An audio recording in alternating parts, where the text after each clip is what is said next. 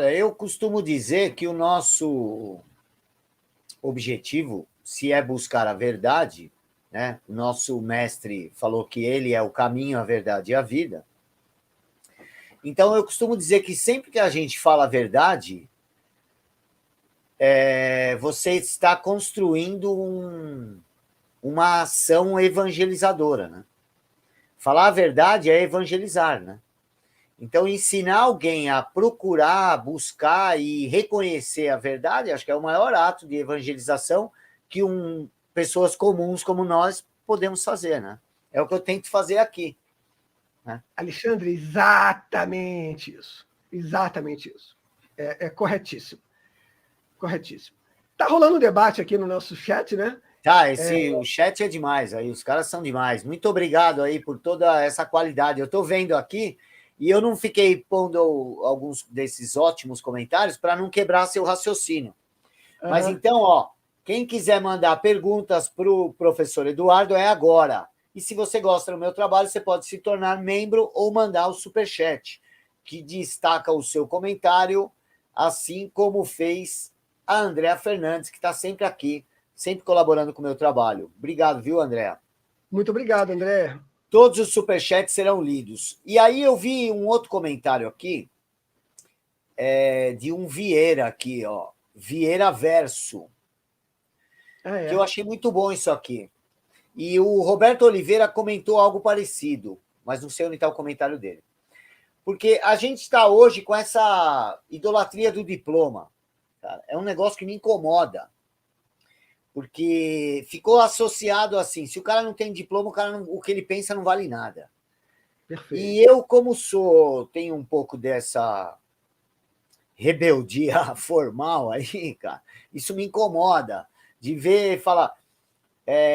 O Olavo recebia muito dessas críticas, né? Olha, o cara não tem nem nível superior. E eu falava, poxa, isso é uma qualidade dele, você fala, é um mérito, meu. Quer dizer, ele estudou até a 4ª série e conseguiu produzir tudo isso daí. Então, não é qualquer um que tem esse mérito. E nós estamos vivendo num mundo tão de mentalidade burocrática que as pessoas acham que ter o diploma é o mesmo que ter o conhecimento.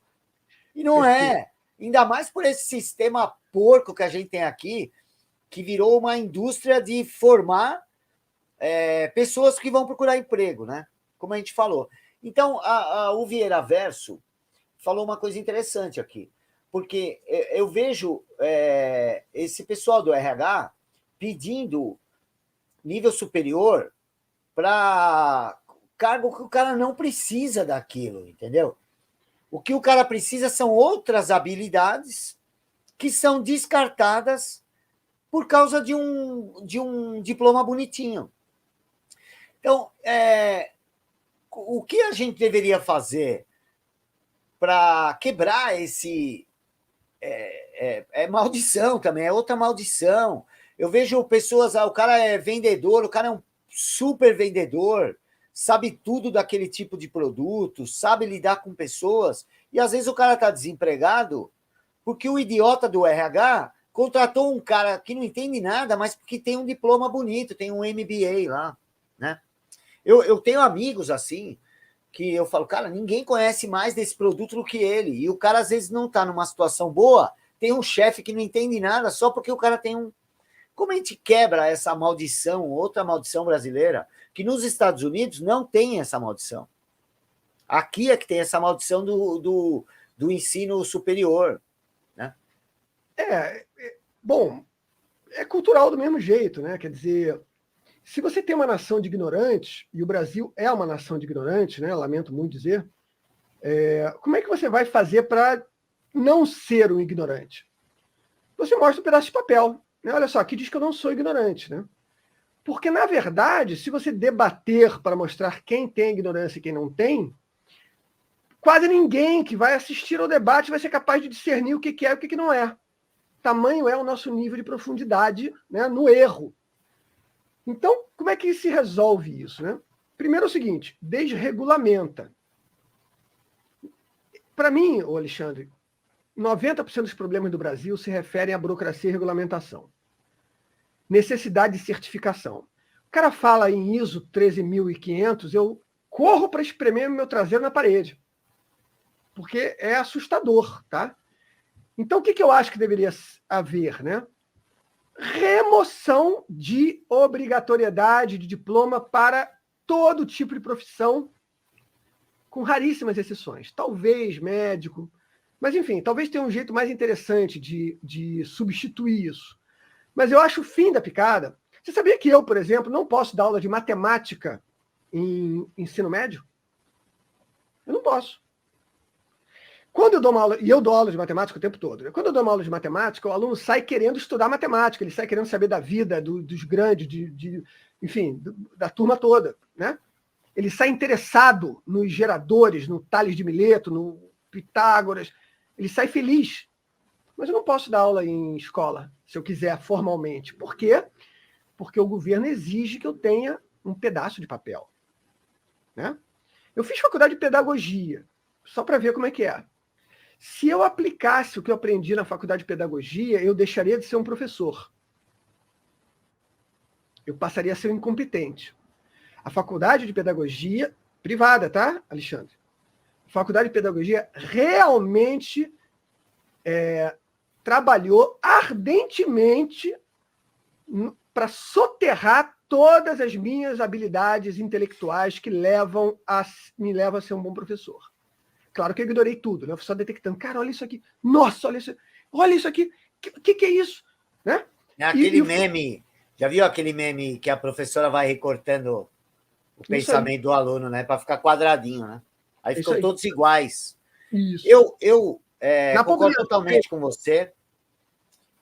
Você acha que o papel político pode ser mais, eu digo político formal, tá? De cargos políticos, assim, não a política social, mas a política partidária, aquela cotidiana lá dos cargos, de todo aquele aparato burocrático, né? Você acha que tudo isso, controlando esse aparato, mesmo que a gente controlasse esse aparato, você acha que dá para ser mais do que uma lombada nesse processo revolucionário? Porque às vezes eu acho que os políticos, parece que eles, na melhor das hipóteses, eles podem ser só uma lombada, entendeu? Que obriga o processo a reduzir, mas ele não para, né?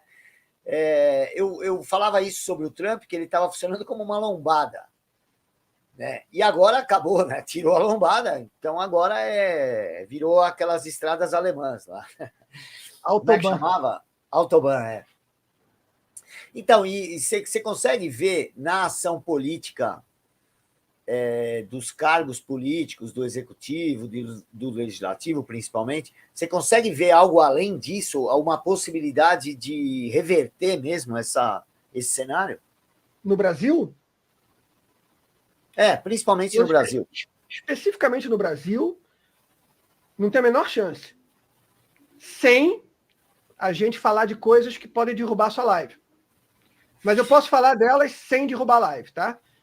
Imagina só, Alexandre, o seguinte: o Brasil, a gente está habituado, né, a perceber o Brasil como um país onde existe o que eles chamam de Estado democrático de direito, né? Tá certo? A gente está habituado a perceber o Brasil dessa forma. Mas eu vou dizer aqui para você, e vou defender essa ideia com algumas observações simples, né? Que o Brasil não vive numa democracia há anos. O que nós temos aqui é um simulacro de democracia. É um teatro. Todo mundo finge que a gente vive numa democracia. E todo mundo participa desse teatro. Eu optei por não participar. Então, toda vez que esse assunto vem à tona, eu faço a mesma declaração. Já escrevi alguns artigos sobre isso. O Brasil não vive numa democracia. Uma democracia, para existir, ela precisa de alguns preceitos fundamentais. Primeiro, justiça igual para todos. Não é? Se eu falar o que eu penso do Humpty Dumpty do PCC, ele me prende, né? Eu não posso falar o que eu penso dele, né? Então, a gente não tem justiça igual para todos. A gente tem que ter liberdade de expressão. Mesma risada anterior, mesmo exemplo. Não temos liberdade de expressão. Né? Eu fui no limite aqui. Né? Eu fui lá na corda bamba aqui. Então não dá. Eu digo para você, Alexandre, que eu só não fui preso ainda porque eu sou pequeno. É só o meu tamanho, a minha insignificância que me defende. Eu já fiz a galera prometer que eles vão levar cigarro para mim lá, entendeu? Isso é que eu peço só. Isso é que eu peço. Então, cigarro, porque lá o cigarro a gente negocia as outras coisas. Né? Exatamente. Perfeito. Então, olha só. O terceiro elemento que a gente precisa, num sistema que se diz representativo, é da representação. Você é conservador? Você se diz conservador? Então, eu nunca me enquadro em nenhum rótulo, porque eu gosto de qual aspecto. Nesse eu sou, nesse não, entendeu? Ah, entendi. Porque... Mas entendi. Em geral, assim, eu sou católico, cristão, e gostaria de viver em uma sociedade que preservasse aquilo que nós produzimos de melhor, que foi a purificação da cultura grega e romana. Tiramos tudo o lixo do politeísmo de lá,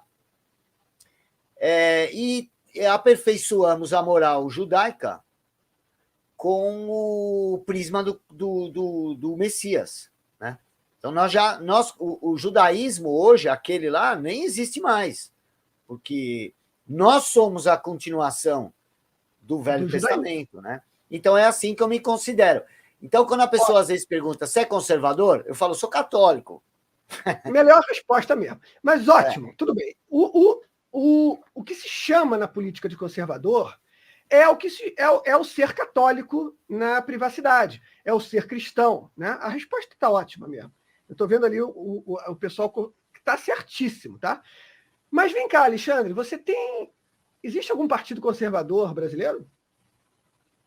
Existe algum partido católico brasileiro? É uma vergonha isso, né? Existe algum partido realmente cristão brasileiro? Tem com cristão no nome, mas existe um partido que realmente é cristão? Porque você não pode ser um partido socialista cristão, né, cara? Isso é o quadrado redondo, né?